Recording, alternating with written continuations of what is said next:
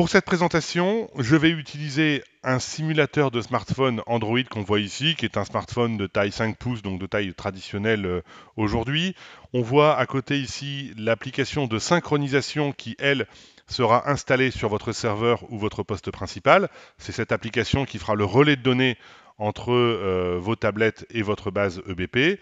Et on regardera l'application mobile plus largement au travers de cette fenêtre qui est la projection d'écran de mon iPad. Donc j'ai un iPad et vous voyez cette projection d'écran sur cette fenêtre. Alors déjà d'un point de vue commun, il faut savoir que toutes nos applications mobiles fonctionnent au moins sur iPhone, iPad, également sur Android, tablette et smartphone, et sur Windows, tablette ou PC portable. Donc on couvre en fait les trois systèmes d'exploitation les plus répandus aujourd'hui. Également, d'un point de vue commun, il faut savoir que tous nos logiciels fonctionnent en mode offline, en mode déconnecté. Ça, c'est un point très important. Ça veut dire en fait qu'on n'a pas besoin d'avoir une connexion Internet quand on est en train de consulter ou de saisir des éléments sur la tablette ou votre smartphone.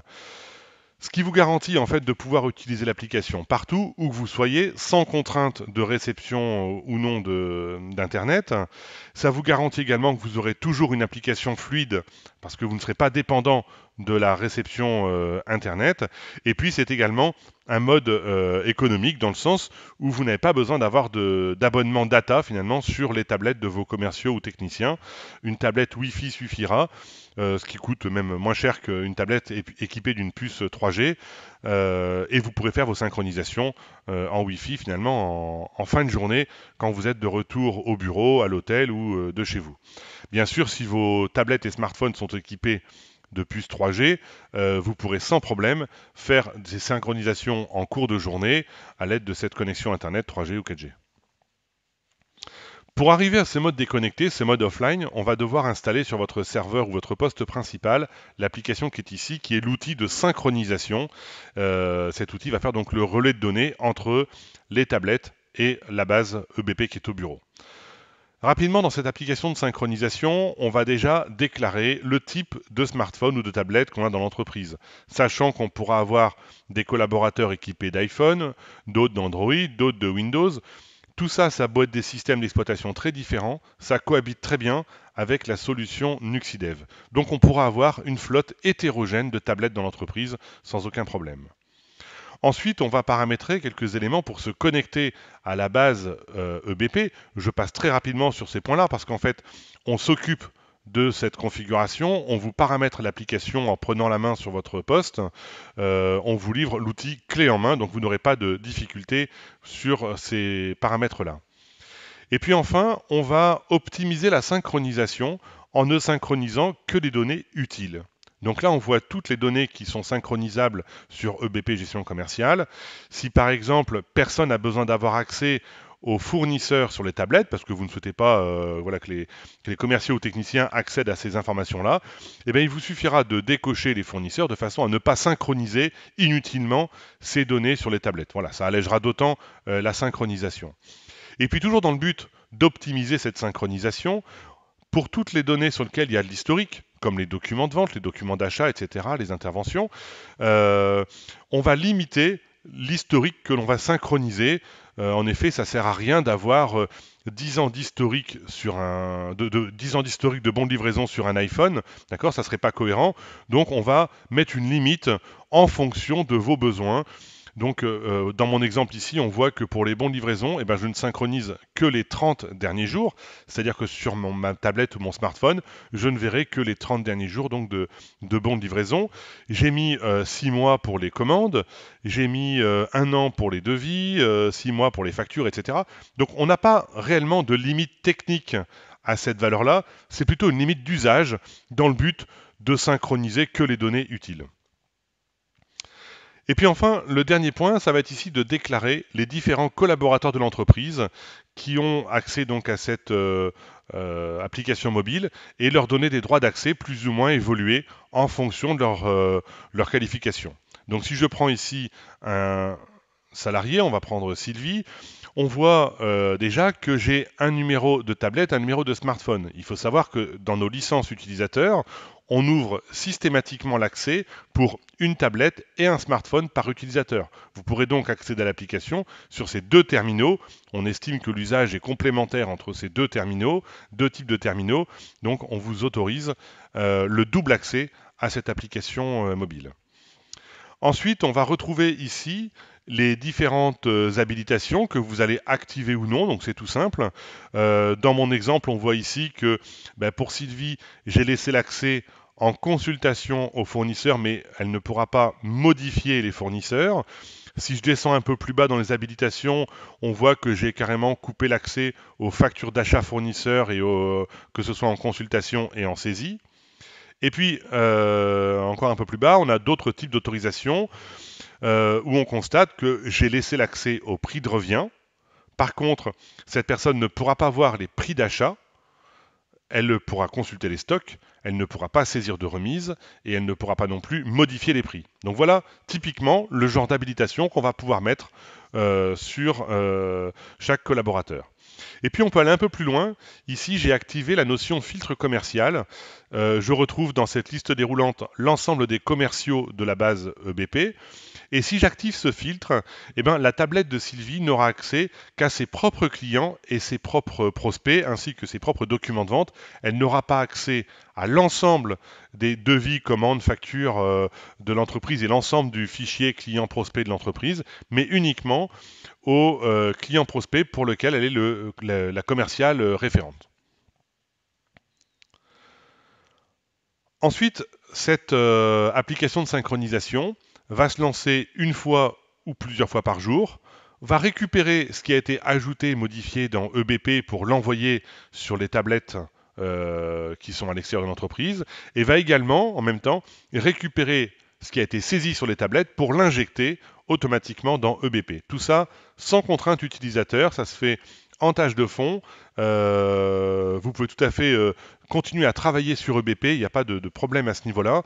Et votre EBP va venir s'alimenter automatiquement des nouveaux documents de vente qui auront été saisis sur le terrain. Voilà pour la partie moteur de synchronisation. Ensuite, pour la partie mobile, j'ouvre donc l'écran de l'iPad, comme je l'ai dit tout à l'heure.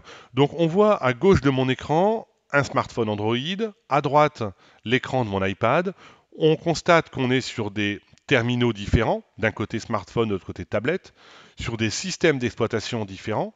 On a Android et on a iOS, et sur des orientations d'écran différentes également. Ici on est en mode portrait, et de l'autre côté on est en mode paysage. Malgré tout, on aura la même étendue fonctionnelle, les mêmes champs finalement, quel que soit le type de terminal qu'on va utiliser. Bien sûr, la disposition des champs va être différente pour profiter pleinement de la surface d'écran, mais on aura les mêmes fonctionnalités, quel que soit le type de terminal utilisé, c'est ça qui est important. Alors dans l'application mobile, on voit déjà que sur la page d'accueil, on a des graphiques statistiques qui vont permettre d'avoir une petite synthèse d'activité. Vous pourrez en effet personnaliser votre écran d'accueil avec différents widgets de statistiques que vous pourrez sélectionner parmi la liste qu'on vous propose. On peut bien sûr désactiver complètement ces stats si vous ne souhaitez pas diffuser ces informations auprès de vos collaborateurs itinérants. Et on va avoir également une barre de recherche globale rapide ici, qui va permettre de rechercher un client, un article, un document de vente, etc. rapidement, sans avoir accès au menu du logiciel, menu, sous-menu, etc. Donc si on a besoin d'un accès rapide, on peut profiter de cette recherche immédiate par cette recherche globale. Nous, pour la démonstration, on va passer par les menus du logiciel qui sont dans ce volet coulissant à gauche de l'écran, d'accord. Et on va déjà constater qu'on gère le multi-dossier, le multi-société. Donc je ne sais pas si vous êtes dans ce cas-là, mais sachez que si vous gérez plusieurs sociétés, on pourra gérer jusqu'à 5 sociétés par tablette. On va démarrer par la partie client, ici, où je retrouve mes fichiers clients sous forme de liste déroulante. Également, je peux faire une recherche par la petite loupe ici pour rechercher par rapport à son nom, son numéro de téléphone, sa ville ou autre. Et j'ai bien sûr sur la gauche de mon écran un volet coulissant qui va me permettre de filtrer, d'affiner finalement ma recherche. Alors je peux filtrer en disant je veux rechercher que dans les clients prospects de tel ou tel commercial. Je peux également dire je veux voir que mes clients ou que mes prospects. Ou éventuellement que les clients de telle ou telle famille. Là, on est dans une recherche traditionnelle que vous connaissez, que vous avez dans votre logiciel au bureau, etc. On a fait un ajout fonctionnel par rapport à ces filtres que vous voyez là. Ici, c'est la notion filtre distance. Alors nous, on est sur une tablette, donc on a des besoins qui vont être différents que le personnel qui est au bureau, et surtout, on a des possibilités supplémentaires. Entre autres, les tablettes sont facilement équipées d'une puce GPS, donc on peut profiter de cette géolocalisation pour rechercher par exemple les clients prospects qui sont autour de vous. Imaginez, vous avez un rendez-vous qui a été écourté ou qui a été annulé, vous êtes en déplacement, plutôt que de perdre ce temps finalement parce que vous n'avez pas anticipé ce temps mort, et bien là vous pourrez tout simplement rechercher les clients qui sont là, j'ai mis par exemple 20 km autour de l'endroit où je me trouve, vous validez et vous allez retrouver donc une liste de clients qui sont à peu près à une vingtaine de kilomètres de l'endroit où vous vous trouvez. Donc ça c'est intéressant déjà d'avoir cette recherche. Maintenant l'affichage de ces clients sous forme de liste comme ça n'est pas forcément très facile pour choisir le client à visiter. Donc on peut également afficher le résultat de cette recherche, non pas sous forme de liste comme on le voit ici, mais plutôt sur une carte de France, auquel cas on aura une géolocalisation de mes clients. Voilà, on constate ici la puce grise qui est ma position, les puces bleues qui sont mes clients et les puces rouges, là j'en ai pas dans cet exemple, qui seraient mes prospects. Donc si je veux aller voir le client qui est carrément à l'ouest de Paris parce qu'il est sur ma route de retour par exemple, il me suffira de cliquer sur sa puce à l'écran pour afficher directement cette fiche client et de là pouvoir consulter éventuellement son historique, voir s'il n'y a pas un devis en cours, etc. pour éventuellement faire une visite de courtoisie auprès de ce client. Bon, moi, pour le bien de cette démonstration, je ne vais pas me baser sur ce client, mais je vais plutôt rechercher un client directement et je vais rechercher le client AGSI. Voilà. Je me retrouve donc sur la fiche client. Alors, sur cette fiche client, on retrouve l'identité du client, bien sûr, les coordonnées et contacts de facturation qu'on voit ici, ainsi que les coordonnées et contacts de livraison si je le souhaite en activant dans mon volet coulissant gauche la puce livraison. J'ai quelques infos pertinentes comme le commercial attitré pour ce client, les remises accordées, le solde du client, très important. Vous allez vous rendre chez votre client. S'il y a de l'argent à récupérer, c'est peut-être le moment justement de le savoir et de le récupérer. Le mode de règlement, etc. Et puis, si vous êtes sur un smartphone, par exemple, vous avez également des fonctions qui sont intéressantes, comme ici la fonction Click to Call, alors qui vous paraît peut-être basique, hein, vous cliquez, ça compose directement, mais ce qu'il faut comparer, c'est par rapport à ce que vous faites aujourd'hui. Aujourd'hui, vous faites quoi? Quand il vous manque un numéro de téléphone, vous appelez votre bureau, vous dérangez votre assistante, vous notez le numéro qu'on vous dicte sur un petit post-it dans la voiture, pour enfin recomposer le numéro de téléphone. Tout ça, vous le reconnaissez, c'est quand même pas très fluide. Là, vous avez votre fichier client, vous cliquez, ça compose et vous avez votre correspondant directement. Même chose pour envoyer un mail, le click to mail ou click to web pour accéder à son site web. Même on a le click to maps ici pour accéder à son plan d'accès. Si vous devez vous rendre chez le client directement, il peut être pertinent d'avoir une petite cartographie de l'endroit où il se trouve et vous pourrez donc directement vous diriger facilement chez votre client. On a également dans la fiche client d'ailleurs un bouton qui s'appelle Naviguer vers qui va vous donner la route à prendre, le temps de parcours, la distance, toutes ces données qui peuvent être pertinentes si vous êtes en train de fixer un rendez-vous avec le client, en un clic, connaître finalement le temps de parcours, etc., qui vous sépare du client, vous permettra de fixer plus facilement peut-être des heures de rendez-vous en tenant compte de ces valeurs incompressibles. Et puis en bas d'écran, on va retrouver une barre d'outils qui va donner accès aux éléments associés à cette fiche client. Alors, si on est sur iOS, donc sur iPhone, iPad, on va retrouver en effet cette barre d'outils en bas d'écran. Si on est sur Android, traditionnellement, on n'a pas de barre d'outils comme ça en bas d'écran, on a plutôt un menu qui apparaît en haut à droite de l'écran. Donc vous avez 3 petits points qui permettent de déployer un menu contextuel qui vous affichera les mêmes fonctionnalités que ce que vous avez ici en bas d'écran. D'accord? Et si vous n'avez pas ces 3 petits points en haut à droite de l'écran, c'est qu'il faut cliquer sur le bouton menu que vous avez sur votre tablette. Là, je vous montre sur le smartphone où se trouve ce bouton. On va faire défiler donc ces différents éléments associés à cette fiche client. Premier bouton ici, j'accède aux contacts de mon client, aux interlocuteurs. Dans une fiche société, je peux avoir plusieurs contacts. Eh bien, j'ai la liste de mes contacts ici. Et bien sûr, si je sélectionne un contact, je vais avoir accès aux détails de ce contact. Je vois ça dans un deuxième temps. Donc pour l'instant, je reviens sur ma fiche client. Deuxième bouton ici, j'accède à son historique de vente. Ces devis, commandes, factures, bons de livraison qui ont été réalisés. J'ai l'ensemble de ces documents de vente. Et bien sûr, si je sélectionne un document de vente, je vais pouvoir avoir le détail de ce document de vente. Même chose, on va le voir dans un deuxième temps.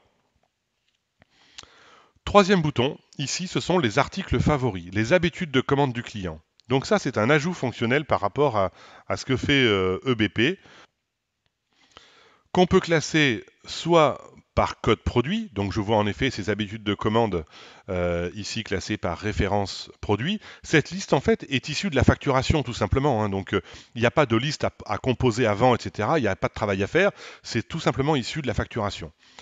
Donc je vois les articles qu'il commande, classés par code. Je peux de façon plus pertinente classer ces articles par nombre de factures, par palmarès nombre de factures, ce qui montrera la fréquence de commande de ces produits. D'accord, on voit ici présent sur 2 documents, le home cinéma tout en un, etc. Et je peux également classer ces habitudes de commande par palmarès nombre d'articles pour voir cette fois-ci les volumes commandés. Donc voilà, j'accède comme ça aux fréquences de commande, au volume commandé, à la liste des articles. Et bien sûr, cette liste qu'on voit là, on la retrouvera lors de la prise de commande ou de rédaction d'un devis finalement. On pourra s'appuyer sur cette liste-là, ce qui sera beaucoup plus rapide si vous avez des clients qui font de la commande récurrente de produits ou du réapprovisionnement. Ben, ça sera beaucoup plus rapide que de se baser directement sur le fichier client. Ensuite, EBP a sorti un module récemment qui est le module SAV maintenance, bon d'intervention. On se synchronise bien sûr avec cette option maintenance de BP. On verra ça en fin de présentation. Donc je passe maintenant sur ce bouton, mais sachez qu'on accède directement à la liste des interventions réalisées chez le client. On accède également aux notes et aux champs perso et champs complémentaires. Alors la fiche client qu'on voit là est une fiche synthétique par rapport à celle que vous avez dans EBP Bureau. Dans EBP Bureau, on a plus d'informations, c'est normal, on a besoin d'avoir une fiche administrative complète avec le compte comptable du client, le RIB du client, le SIRET du client, le code APE, enfin toutes ces informations existent dans EBP Bureau. On ne les a pas reprises parce que habituellement on n'en a pas besoin en mobilité, donc on a essayé de faire une synthèse, une fiche synthétique finalement du client.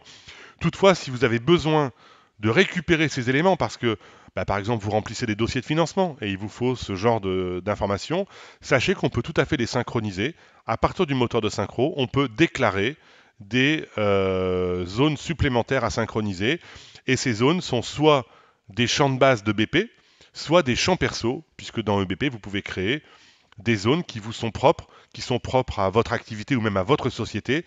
Et ces champs-là peuvent également être synchronisés sur la fiche mobile. Donc ce qui est important de retenir, c'est que c'est une fiche synthétique, c'est vrai, mais évolutive par l'ajout de champs perso ou de champs supplémentaires que l'on peut synchroniser.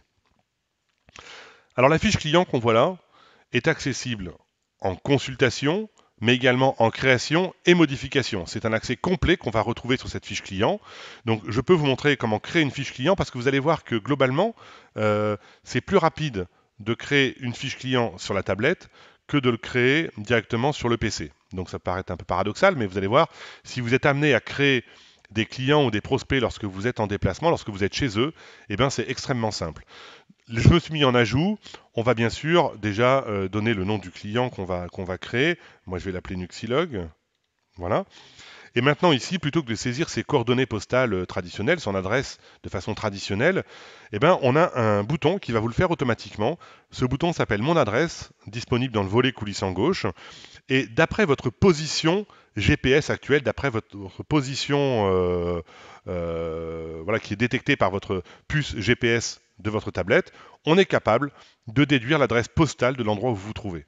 Donc, il vous fait une proposition d'adresse, vous la validez, et du coup, votre fiche client est créée globalement avec une adresse postale qui est arrivée directement issue de cette recherche automatique. Donc vous voyez, en 2 clics, j'ai pu créer un client ou un prospect. Donc c'est extrêmement rapide et simple de faire cet ajout qui peut paraître un travail administratif et finalement qui peut être un travail terrain très simple. Voilà, je reviens sur mon écran d'accueil. Alors, la partie fournisseur, finalement, se présente sous la même forme que la partie client, donc je ne vais pas vous remontrer cette partie-là. On a les mêmes recherches avec la recherche géographique, etc., les mêmes écrans globalement, donc je passe directement à la partie contact. Alors la partie contact, on l'a vu tout à l'heure. Tout à l'heure, on a vu que dans une fiche client, on pouvait accéder directement aux différents interlocuteurs de la société. Et bien là, c'est une recherche inverse. J'ai les interlocuteurs et je peux remonter sur la société. Ça, c'est pertinent d'avoir ça sur sa tablette ou smartphone parce que vous avez par exemple un appel, on va dire même un appel en absence sur votre téléphone portable. La personne n'a pas laissé de message. Habituellement, qu'est-ce que vous faites? Soit vous rappelez pas, soit vous, au mieux vous rappelez en disant ben voilà, vous avez cherché à me joindre, j'étais en rendez-vous, je sais pas qui vous êtes, je sais pas pourquoi vous m'avez appelé, je sais même pas pourquoi je vous rappelle d'ailleurs. Donc c'est quand même pas très pertinent commercialement d'avoir ce genre de rappel, et encore quand vous le faites. Là finalement, on va pouvoir rechercher un contact. Alors par son nom, s'il a laissé un message, ou peut-être par son numéro de téléphone d'appel en absence, d'accord? Vous lancez cette recherche, vous savez, ah ben tiens, c'est Monsieur Xavier Andrieux qui m'a téléphoné, ok? Je prends sa fiche contact ici où je retrouve les informations principales du contact, donc coordonnées téléphoniques, etc., mail, etc. Et de cette fiche interlocuteur, de cette fiche contact, je vais pouvoir remonter dans la fiche société dans laquelle cette personne travaille par ce bouton en bas d'écran. Et une fois que je suis sur la fiche société qu'on vient de voir à l'instant, eh ben, je peux tout simplement peut-être voir son historique de vente, voir s'il n'y a pas un devis en cours ou ce genre de choses. Et puis là, ben, je me rends compte, tiens, avec stupeur, que la dernière facture pour ce client date de 2012.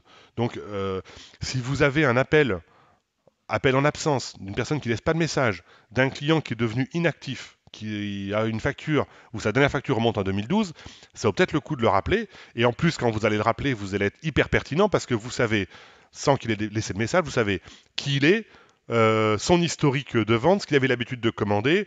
Enfin, voilà, vous avez vraiment toutes les informations pour être extrêmement pertinent commercialement. Donc voilà ce que peut vous apporter, entre autres, l'application mobile. Les contacts, bien sûr, comme pour les clients et les fournisseurs, sont accessibles en consultation, création et modification. C'est un accès complet qu'on va avoir sur la partie contact. Alors en plus des tiers, bien sûr, on va également synchroniser votre base article, toutes vos prestations, etc. Donc dans la base article, même principe, on retrouve la liste des produits sous forme de liste, une recherche qui peut se faire par la loupe en haut à droite de l'écran, et puis toujours pareil, le volet coulissant qui va me permettre de filtrer pour ne voir que les biens, les services, les nomenclatures, etc. Ce que je peux faire également dans cette recherche et dans ces zones de filtre, c'est dire, ah bah tiens, je veux proposer à mes clients que des produits que j'ai en stock. Donc je peux voir éventuellement que les produits qui ont un stock positif. Et puis, je vais me baser donc sur les biens, ça me convient.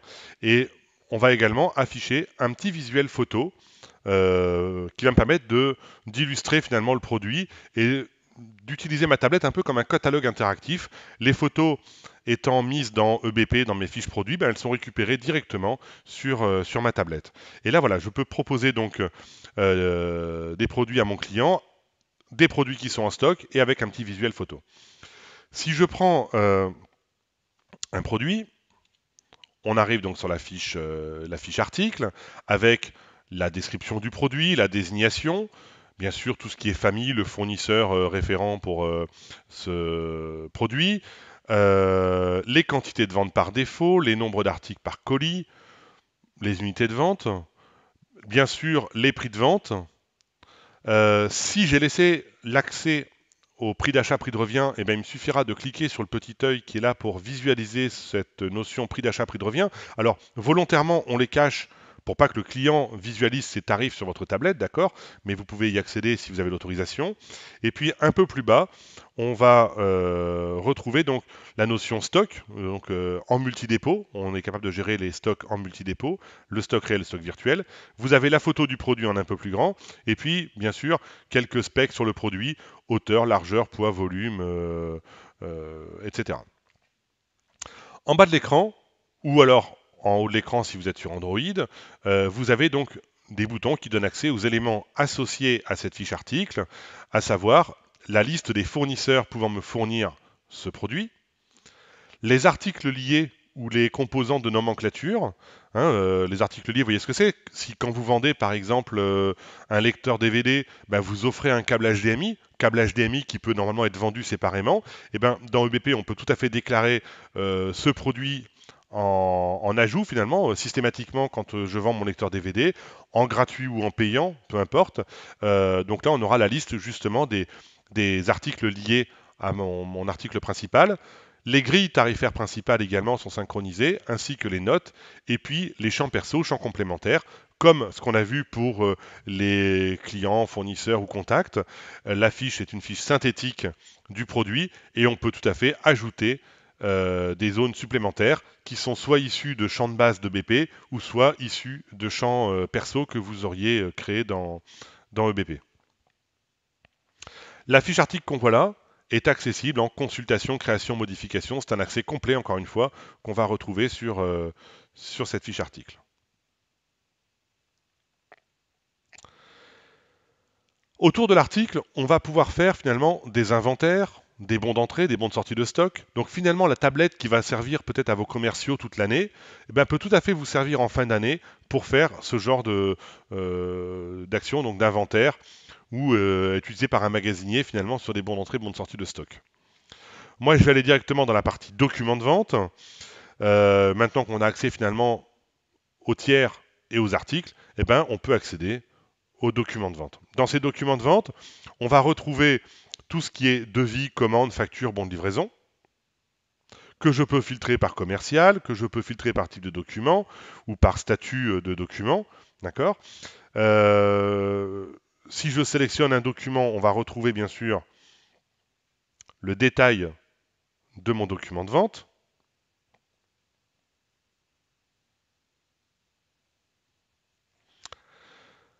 Premier écran, donc l'entête du document avec les adresses de facturation et de livraison. Deuxième partie, les lignes de mon document de vente, où je retrouve finalement les différentes colonnes qu'on retrouve habituellement sur un logiciel de gestion commerciale, donc les codes produits, les quantités, les désignations, les prix unitaires, les remises à la ligne, etc. Enfin, vous avez toutes les colonnes pertinentes dont vous avez besoin. Enfin, le pied de page où vous retrouverez les totaux du document, avec les acomptes versés, les remises pied de page, les taux d'escompte. Vous avez même un petit accès ici rapide, si vous avez encore une fois l'autorisation d'accéder au prix de revient, eh ben, en activant ce petit switch, vous pourrez voir le prix de revient de votre document, ce qui permettra de connaître votre marge de négociation facilement. Et puis bon, le commercial attitré, le mode de règlement, etc. De ce document, je peux l'imprimer éventuellement, si vous avez une imprimante connectée sur votre tablette, ou l'envoyer par mail. Je vais vous faire une impression. Voilà, donc je retrouve mon en-tête de société, mon logo, les adresses du client, les différentes colonnes de mon document de vente, et puis le pied de page comme on vient de le voir à l'instant. Ce document, en aperçu avant impression, je peux soit le transférer par email, soit l'envoyer sur mon imprimante si j'ai une imprimante connectée à ma tablette. Je peux également dupliquer le document de vente. C'est-à-dire si jamais j'ai un devis puis que je veux passer une commande, je peux très bien passer par cette duplication de document. Ou si vous avez un client qui toutes les semaines vous commande à peu près la même chose, eh ben c'est peut-être plus rapide de prendre la commande de la semaine d'avant, de la dupliquer sur une nouvelle commande et d'ajouter et modifier des lignes plutôt que de repartir à zéro. Donc voilà, vous avez cette possibilité de dupliquer un document. Les documents, bien sûr, sont accessibles en création, donc je vais vous montrer comment on crée un document de vente. Je vais faire plus pour dire qu'on ajoute un document de vente. On se retrouve ici dans mon en-tête de document. On va dire qu'on va passer une commande, et je vais choisir maintenant le client pour lequel je passe cette commande. Alors, on va rechercher mon client de tout à l'heure, qui est mon client AGSI. Je le sélectionne. Je retrouve ces adresses de facturation et de livraison que je peux modifier, bien sûr, et on va aller tout de suite dans la partie ligne pour ajouter des articles à mon document de vente. Première solution pour ajouter un article à mon document de vente, et bien tout simplement, ça va être de saisir le code produit. Si je connais en effet le code article, je peux le saisir directement.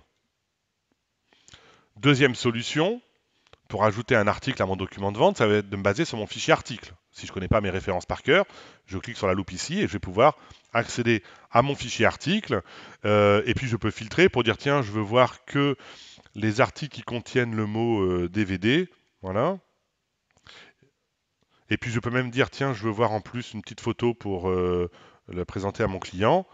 Je viens maintenant sélectionner un produit et mettre une quantité directement dans mon fichier article. Donc, je vais dire celui-là, il m'en faut 7, je valide. Cet article-là, il m'en faut 3.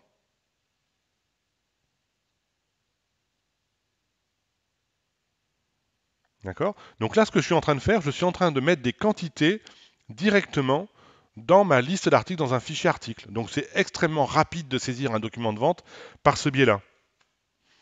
Si je reviens dans mon document de vente, je retrouve voilà mes différents articles qui ont été ajoutés, soit par la recherche produit qu'on vient de faire avec l'ajout de quantité dans cette liste d'articles, soit par la saisie de code produit directement. Et puis j'ai encore une autre solution qui me permet d'ajouter des articles à mon document de vente. Ben, c'est ce qu'on a vu tout à l'heure dans la fiche client, ce sont les articles favoris.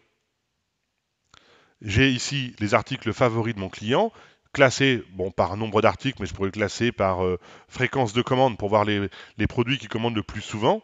Et puis même principe, ben, je vais dire, voilà, ce produit-là, il m'en faut 2.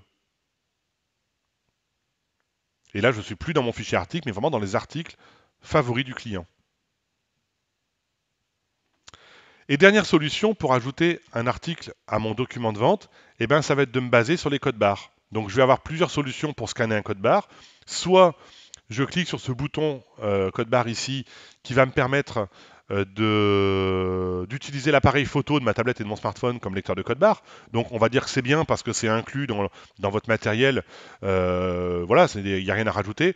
Par contre, c'est pas forcément très pratique et très rapide de passer par ce biais-là. Donc nous, on propose plutôt des lecteurs code barre externes. Donc je vais vous montrer un visuel photo. Voilà. Où on voit ici un premier lecteur de code barre Bluetooth qui va avoir donc un vrai laser, qui va communiquer avec ma tablette qui va être à côté, et finalement ma tablette va se comporter un petit peu comme une caisse enregistreuse, donc j'aurai juste à scanner mes produits et ils vont arriver directement dans mon document de vente. Donc là on va être extrêmement rapide en termes de saisie. Et tout le temps que vous allez gagner finalement en saisie, eh ben, c'est du temps que vous allez avoir en plus avec votre client pour présenter des nouveautés ou ce genre de choses. À titre d'exemple, il faut savoir que les gens qui saisissent par code barre comme ça, qui ont des clients qui sont des clients récurrents, bah, se rendent compte en effet d'un gain en termes de nombre de lignes dans leur document de vente grâce à cette saisie-là, parce qu'elle est plus rapide. Tout simplement parce qu'on constate que quand vous allez voir votre revendeur, votre client, il a peut-être, je sais pas, 30 ou 45 minutes à vous consacrer. Au-delà de cette limite de temps, bah, il a deux sensations. Déjà l'impression d'avoir mis trop de choses dans son panier d'achat finalement. Et le deuxième point, c'est qu'il a d'autres tâches à faire et qu'il a passé assez de temps avec vous. Donc du coup, il va écourter le rendez-vous en refusant finalement tout ce que vous lui proposez.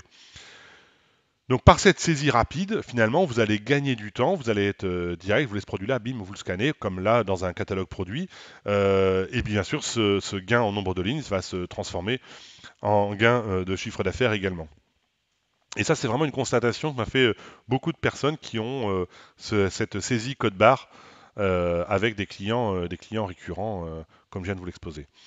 Autre lecteur possible, c'est un lecteur de plus petite taille qui vient se clipper sous un smartphone ou une tablette. Donc on a un petit support qu'on vient accrocher sous une coque en silicone ou autre, hein, d'accord. Et vous allez avoir finalement un boîtier monobloc qui peut avoir un avantage si vous avez par exemple besoin de scanner un produit et de tenir le produit de l'autre main, ou typiquement si vous faites de la vente sur des salons, on a on ne sait jamais où ranger le matériel quand on est sur un stand de salon, et bien là finalement vous avez votre boîtier monobloc qui tient dans la poche et qui va permettre donc de scanner directement le produit sur votre smartphone avec un vrai laser, donc une lecture qui est irréprochable. Donc voilà les 4 solutions que nous avons pour ajouter des articles à votre document de vente. Ensuite, on a fait un ajout fonctionnel par rapport au logiciel EBP que vous connaissez, c'est la signature. On va pouvoir faire signer directement sur la tablette le document de vente, comme le font nos livreurs quotidiennement, d'accord. Vous mettez le nom du signataire, et puis voilà, vous avez validé votre document de vente. Ce document qui a été signé, vous avez la possibilité de le réimprimer, encore une fois, ou de l'envoyer par mail si vous n'avez pas d'imprimante connectée à votre tablette. On retrouve les mêmes éléments et puis en pied de page, on va retrouver la signature qui sera réimprimée directement ou qui sera dans le PDF que vous mettrez dans votre mail. La signature qu'on voit ici est un champ qui n'existe pas dans EBP par défaut. Donc il vous suffira de créer un champ perso pour récupérer cette signature dans EBP Bureau et du coup vous pourrez la réexploiter sans problème, la réimprimer même sur les documents qui sortent directement d'EBP Bureau. Donc c'est tout à fait récupérable dans votre version du bureau.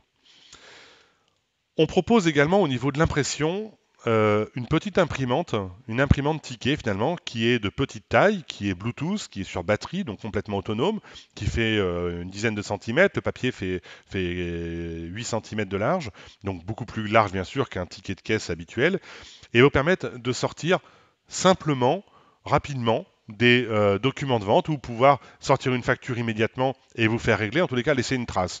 L'impression mobile, c'est toujours un petit peu complexe parce qu'en termes de matériel, on ne sait jamais quoi choisir. Donc on a référencé, nous, une imprimante, on a développé le pilote directement intégré dans notre application. Voilà l'imprimante d'un peu plus près, donc elle peut servir également, on va le voir après, pour l'impression de bons d'intervention pour des techniciens ou ce genre de choses.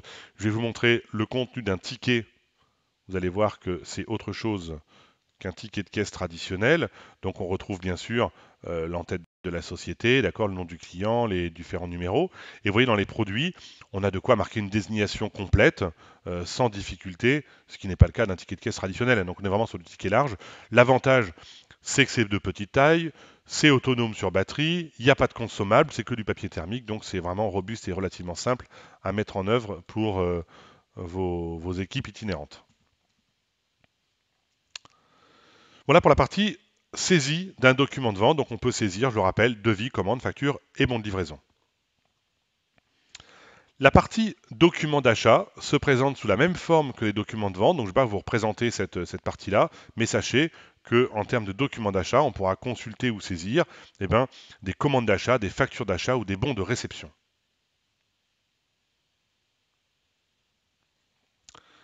On peut également saisir dans l'application Bill des règlements directement qui iront donc s'imputer sur le compte du client. Alors, j'ai sauté une étape tout à l'heure, volontairement, pour vous la montrer avant de passer à la maintenance. C'est ici la gestion des tournées. Ça, c'est un ajout fonctionnel par rapport à ce qu'on a dans EBP Bureau. Encore une fois, parce que c'est un besoin mobilité. D'accord, c'est pour ça qu'EBP l'a pas développé dans sa version bureau.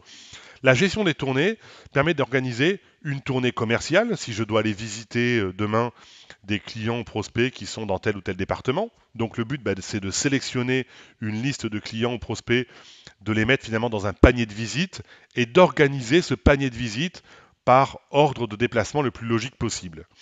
De façon plus traditionnelle, on a aussi une tournée de livraison demain vous avez, je sais pas, 25 BL à faire, 25 BL à livrer, eh bien, organiser la tournée, c'est généralement long et fastidieux pour les livreurs. Ça leur prend quelquefois 1 heure tous les matins pour organiser cette tournée. Et bien là, ça va être visuel et rapide, directement intégré dans la tablette. On va faire, pour l'exemple, une tournée de livraison. Donc, je vais dans mes documents de vente, on va cocher gestion des tournées et je vais créer une tournée que je vais appeler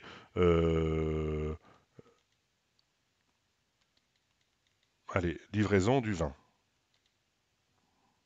Très bien, je valide. Maintenant, dans cette livraison, je vais sélectionner des bons de livraison. Donc, dans type de document ici, je vais prendre BL, je vois que mes BL, et puis bon, supposons que demain je dois livrer ce bon de livraison, celui-là, celui-là, celui-là, on va en mettre 4 ou 5, très bien, dans mon panier de livraison. Maintenant, il faut que j'organise ma tournée. C'est là où je vais aller dans gestion des tournées,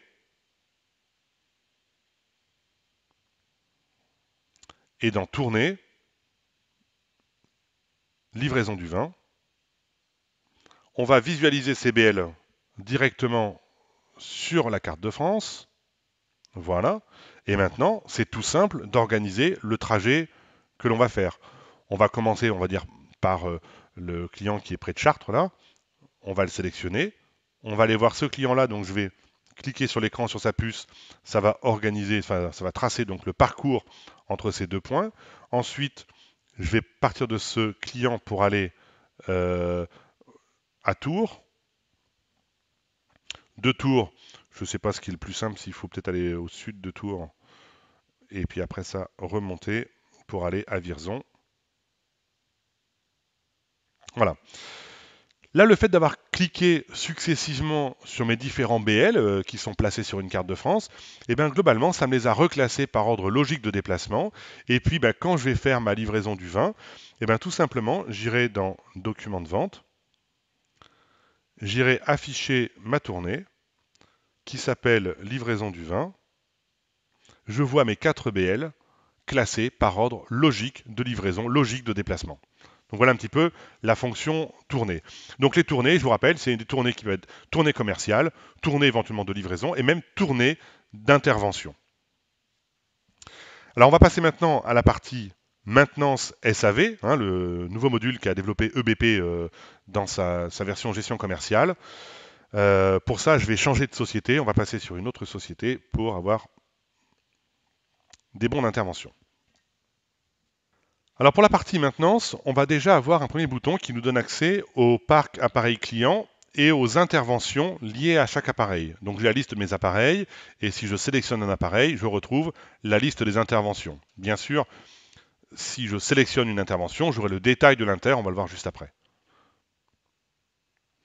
Également, on synchronise les contrats de maintenance. Là, c'est en consultation seulement, d'accord? Les contrats seront saisis au bureau et peuvent être consultés sur la tablette.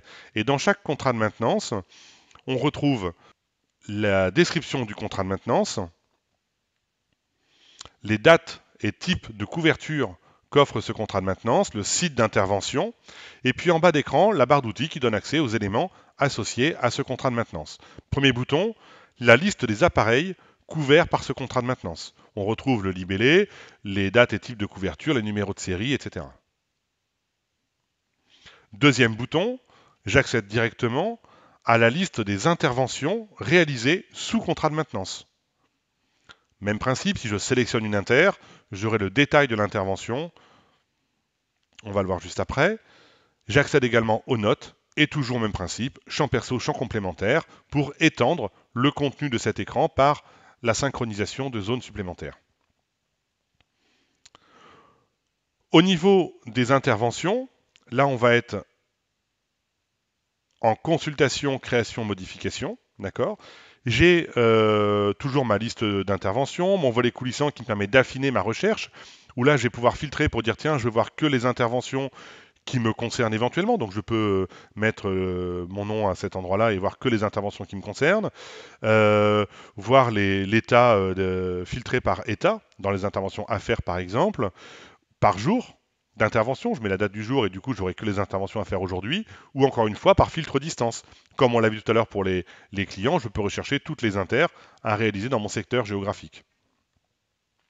Je vais prendre une première intervention sur laquelle on retrouve l'identité de l'intervention, avec l'association de l'intervention à un contrat de maintenance et à un suivi d'incident. D'accord. Le site d'intervention. Le symptôme, ce qui a motivé l'intervention, d'accord, ce qui aurait pu être peut-être déclaré au bureau. Hein. L'intervention peut tout à fait être initiée au bureau par une demande d'inter, synchronisée, envoyée au technicien qui est sur le terrain, qui va lui continuer cette intervention en ajoutant ses consommations, les heures, etc., pour finalement la valider et la renvoyer au bureau. Donc là, on a la chaîne complète qui pourrait être voilà, d'une inter démarrée au bureau, finalisée par le technicien sur le terrain, remonter au bureau par synchronisation et derrière passer en facturation dans la foulée. L'écran suivant correspond aux lignes du document de vente sur lequel on a les différents appareils concernés par l'intervention, les ressources humaines, hein, le personnel nécessaire pour intervenir sur cette mission d'intervention, et on va pouvoir saisir également les consommations, les consommables que vous avez utilisés pour réaliser cette intervention. On va dire qu'on a changé un câble, allez, on va chercher un câble, hop. Très bien, j'ai pris un câble. Je vais dire si c'est facturé, sous contrat ou sous garantie. Moi, je vais le dire en facturé, etc. Donc les différentes consommations. Puis troisième écran, le pied de page sur lequel on va pouvoir donc saisir son rapport d'intervention, les notes, qui sont une note interne finalement, qui va être saisie et qui va être envoyée uniquement dans EBP, mais qui ne sera pas présente sur le bon d'intervention finalement. La saisie qu'on peut réaliser ici a été facilitée par de la saisie vocale. Donc plutôt que de saisir traditionnellement au clavier, etc., ce que n'aiment pas forcément tous les techniciens, et bien là vous aurez un bouton, vous cliquez dessus, vous parlez à votre tablette, vous dictez les phrases à votre tablette, et ça vient les inscrire directement dans la partie rapport ou notes. Donc grâce à ça, vous aurez des rapports qui seront détaillés, qui seront lisibles, contrairement peut-être à la ressaisie que vous faites aujourd'hui des bons d'intervention papier, et puis surtout extrêmement simplifié et rapide grâce à cette dictée vocale. L'adresse de facturation, bien sûr, on a la valorisation de l'intervention, et je vais pouvoir également ajouter à ça des photos à mon intervention pour documenter l'inter. Ça, c'est pas mal demandé par des paysagistes, par exemple, qui ont besoin de faire une photo au moment où ils sont arrivés sur le terrain et une photo dans laquelle ils ont laissé le terrain, comme c'est un paramètre qui va évoluer pas mal, et bien c'est bien de peut-être de faire une photo qui va justifier de ce travail. C'est également demandé pas mal par des gens qui font de la maintenance sur des logements sociaux, où il y a souvent besoin de justifier l'intervention. Et puis, comme pour les documents de vente, on va pouvoir également faire signer l'intervention sur la tablette, mettre le nom du signataire. Voilà. Et à présent, donc, je vais pouvoir réimprimer éventuellement mon bon d'intervention ou l'envoyer par mail. Et je peux même le transférer en devis ou en commande ou en facture, peu importe, sur lequel on aura l'ensemble des informations. C'est-à-dire qu'en fait, je vais générer deux documents. D'un côté, un bon d'inter et en plus, donc, un document de vente qui permettra éventuellement de faire une facture immédiate. Le bon d'intervention peut s'imprimer sur la petite imprimante que je vous ai montré tout à l'heure, donc qui est extrêmement pratique, qui permet d'avoir une valorisation, de laisser immédiatement le document finalement au client, de se faire régler plus facilement grâce à cette trace que vous pourrez laisser. Dans les bons d'intervention, on synchronise également le planning d'intervention, alors qui est visualisable soit dans notre application mobile, mais de façon encore plus souple dans Google Agenda. On synchronise les interventions de BP dans du Google Agenda. On aura un agenda par technicien, on pourra superposer les agendas. Les agendas Google sont visibles qu'on ait l'application mobile ou non, donc ça offre en plus d'autres fonctionnalités. Voilà, donc c'est tout à fait intéressant d'avoir cette synchronisation qui est gérée automatiquement par notre moteur de synchronisation. Voilà pour la partie maintenance.